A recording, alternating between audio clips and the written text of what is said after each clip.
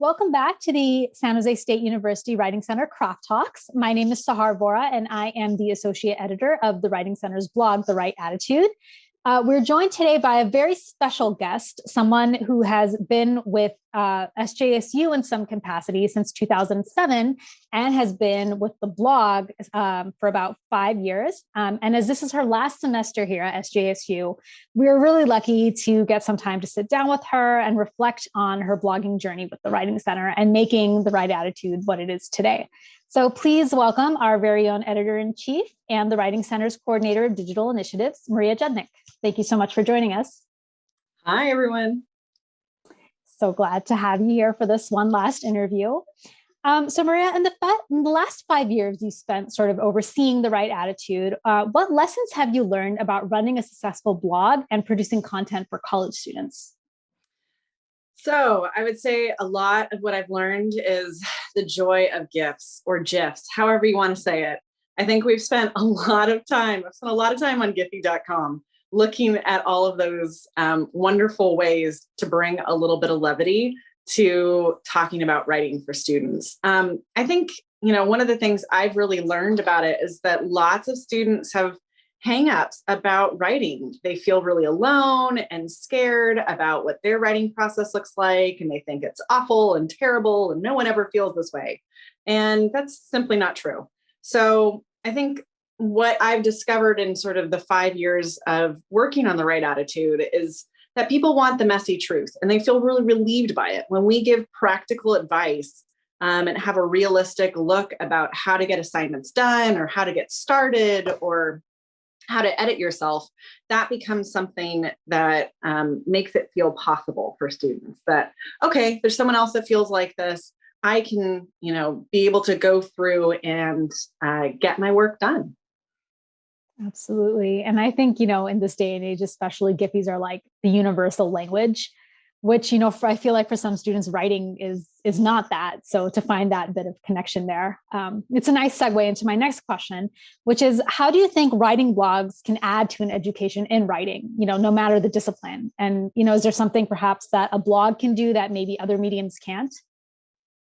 Yeah, I really think that I feel kind of passionately about the fact that like our blog is like a buddy. It's our buddy system. Your professor, your instructor, or your tutor might tell you something and it might seem intimidating, but on a blog, we're doing it in a casual way. We're approachable, we're friendly, we're your friend. And so in that capacity, I think people are more willing to listen to the advice that we share. So it does become a responsibility to really think about how can we approach topics that people might be sort of intimidated by and make it something fun. So, I will strongly believe that writing is fun. And that's been the approach of trying to make this something that students will want to read, want to engage with, and feel excited about and say, oh, okay, well, they can do it, I can do it. And how does that become something of more of a writing community for them? What I say on my own syllabi is that the best way to get better at writing is to practice and to have your work read by different audiences. And essentially that's a blog. You're practicing all different forms of writing. You're practicing different styles. You're practicing pretty continuously. And you're finding different people that you can connect with all the time. It's been pretty incredible, the number of people who, we don't necessarily get a lot of comments on our blogs, but I get a lot of emails of people that are excited about what they're reading, they're interested, and they say that they look forward to our content every week. Yeah. And I feel like, people kind of see writing, especially in universities, as like this big academic stuffy thing. And perhaps a blog is sort of kind of reaching a hand across that to say that it is accessible for you, no matter what subject you're studying. Yeah. We all have to do it. Writing is something that it's very difficult to find a profession that you won't have to do some sort of writing for, whether it's advertising, for your company or even just writing up reports or, anything that needs to get done at the end of the day. So a blog is a great sort of platform that equalizes that opportunity for everybody. Yeah, I like that. I think that's kind of encouraging for students to hear. And in that vein, how has running a writing blog maybe changed the way that you read or write or even teach? Are there elements of blog brainstorming and writing that have influenced you in any way? Well, I mean, I've been blogging longer than these 5 years. I'm going to show my age here, but in high school, I was on one of the very first blogging platforms. I'm not going to tell you what it is because no one needs to look it up. And then after graduate school, round one, I had a blog about what I was reading with friends for a couple of years. And we used pseudonyms to go through and sort of make it anonymous as we shared the really nerdy things that we're into. After that, I blogged professionally for KQED for about a year, 2 years, and then I've been running The Right Attitude. So I would say that blogging hasn't necessarily changed me, but that it's helped my writing style evolve. I've published in pretty much any medium you could think of, except for maybe technical writing, because I published academically, I've published in literary circles, I published journalistically, and then I've spent a lot of time blogging. I think one of the big things that's been really helpful about spending all these years blogging is that it really teaches you to keep your eyes open. I'm always looking, as my blog assistant editors know, I'm always looking for new ideas. I see something in email that, sparks an idea and that might become a new series for us. Or, I'm even just walking down the street and like, well, that's interesting. We could write about that. So I think blogging really encourages us to pay attention to our world, to want to integrate all of these different thoughts and ideas. But I also think in some ways, because I'm paying attention to all of these things around us, it's not just, academic circles that I'm necessarily bringing into my work. It makes it more playful. I think that's sort of what it's taught me, that you have to be willing to play and change and grow as you blog. Our blog has definitely evolved from when I first inherited it, and there were only about a couple of months of posts under its belt. It keeps changing every time there's a different associate editor, or every time we get a new member to the blog team, because everyone has a different vision for how this goes. So I think, some of that has really just taught me awareness. It's also taught me flexibility. And if you ask some of the people at the Writing Center, they'll also say it really helped to think about boiling things down to those essential headlines. I love thinking about titles because that really helps us to sort of think about what is the point of this blog post? Where are we going with it? Why is it going to be interesting? And how are people going to care about it?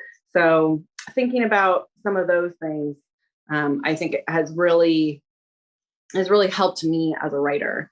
And then frankly, it's just been incredibly fun to work with all of the tutors over the years.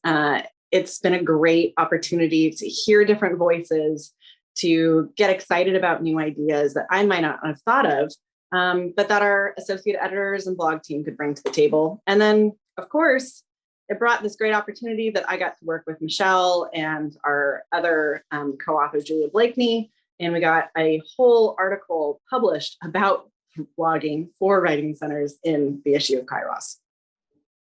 Yeah, I mean, it's just, I think even a few years ago, people wouldn't have expected blogs to become as big of a medium as they have. Especially, I think just because we're kind of in like the Twitter era where, shorter is better. And I think blogs are kind of people's go-tos now for finding information about topics that they're interested in. So a writing blog seems to kind of fit that bill almost to the T. Yeah, in many ways. I mean, it was something that was popular, sort of late 90s, early 2000s, but I think blogs really have staying power because it's that great approachable medium. Definitely. So Maria, what's next for you? You've been at San Jose State in some capacity for a long time, let's just say. And, it seems like there's some exciting new things coming up next. You could talk about that. I mean, frankly, a nap would be great, but yeah, I mean, I have my son, as some of you probably saw on the blog last year.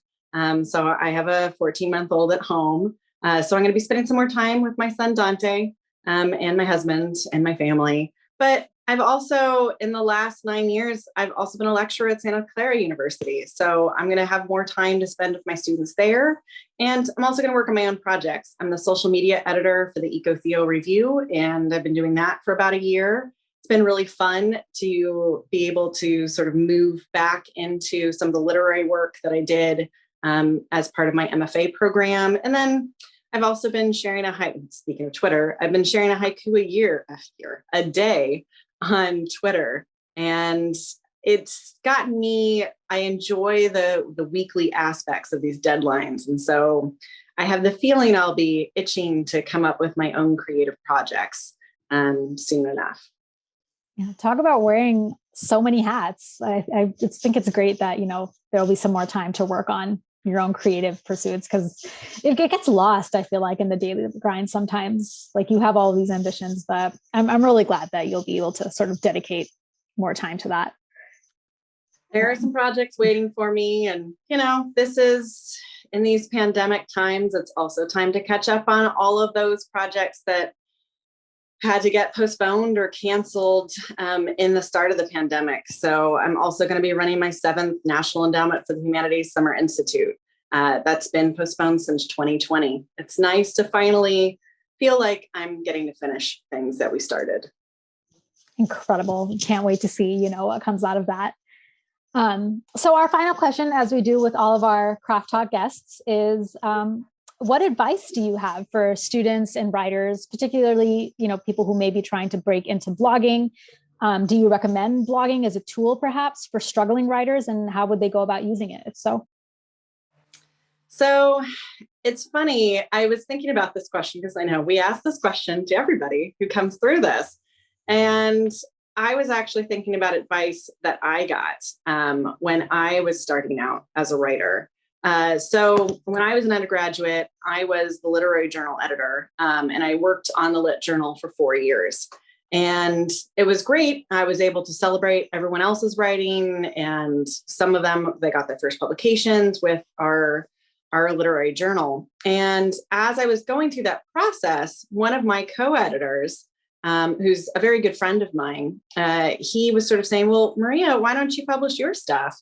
And at that point in time, I was really a shy writer. I didn't want to share my work very often and workshop. I wasn't looking to get published. I was just sort of scribbling for myself. And so as we were going through and we were putting our last Lit journal to bed, my senior year, he wrote me on a little index card. He's now a professional animator. So he made me sort of this really beautifully illustrated card. Like the old Nike slogan says, just do it. And for a long time, I had that card above my desk. Just do it. Just put the work out there and give it a shot. And I think that is the best advice that I can give to anyone, that you just have to start somewhere. Blogs are great because whatever you write, at the end of the day, it's probably just going to get buried in an archive for a little while, waiting to get unearthed again. So if you're nervous about it, or you don't feel like that's your best work, that's okay. There's always something coming next after that. So just write it, get the words out, share it, and see what comes from there. Keep the wheel turning. I like that. Absolutely. So I would be remiss if we did not finish with Sammy the Spartan here. And all of these times that Sammy has been, and all of the interviews, all of the haikus, and all of the different forms on the blog, just remember, if you need a little bit of encouragement, there's always a Spartan with you. Great words of parting advice. Thank you so much, Maria, not only for, sitting with me today, but also for all of the incredible work that you've done on this blog for the last 5 years. We are now up to over 113,000 views, which is a huge milestone for us, with more to come, hopefully in the future. Check us out at The Right Attitude for anything from advice on writing to the greatest book recommendations to, hearing what our tutors have to say about their own writing lives. Thank you again so much, Maria. And that's a wrap for today. All right. Thank you all. And I'm looking forward to starting this next chapter for myself with The Right Attitude, getting to be the commenter. It will be great. Thank you all for all these great years.